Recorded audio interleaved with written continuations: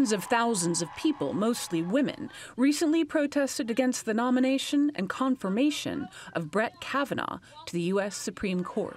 Hundreds were arrested. Kim Russell was one of them. I think this is just the beginning.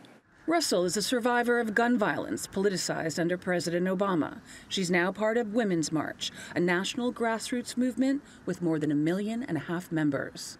Democracy takes work, and I think all of us took it for granted for a really long time.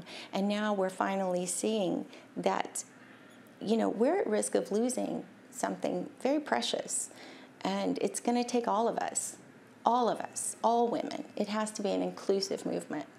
Like many others, she says this wave of activism is a direct rebuke to many of President Trump's policies. The day after his inauguration, the Women's March on Washington became the largest single-day protest in U.S. history. Community activism has also taken root. Now, smaller groups like this one, mad enough to act, in a suburb of Northern Virginia, meet around the country. They hope to motivate voters to head to the polls. I think doing nothing increases anxiety. You have a camaraderie of like, okay, yeah, we're all feeling the same way. We're not crazy. We hear the Republicans calling activists outside the Supreme Court hearings an angry mob. But it looks like a nice group of women who get together on a Thursday night and write postcards. For me personally, and I think I can speak for everybody here, we have incredible men who are our partners. They're not trying to keep us down, which is what I think this current administration is doing. This year on July 4th, Independence Day in the U.S., Patricia Akomo climbed the Statue of Liberty to protest Trump's immigration policy on family separations. The U.S. government called it a dangerous stunt. How long did it take you to get up there? I'm a fast climber.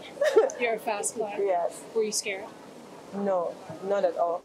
A naturalized U.S. citizen who immigrated from the Democratic Republic of Congo, she calls the statue Lady Liberty. The Trump administration was just insulting the symbolism of this statue. I was offended. Her dress and headband say, "I care, why don't you?" A protest against First Lady Melania Trump's choice of this jacket, which she wore in June on a trip to the U.S.-Mexico border to tour an immigrant children's shelter. It was a direct attack to the immigrant children that she was going to visit that day. Akumo is set to stand trial for trespassing and other charges in December.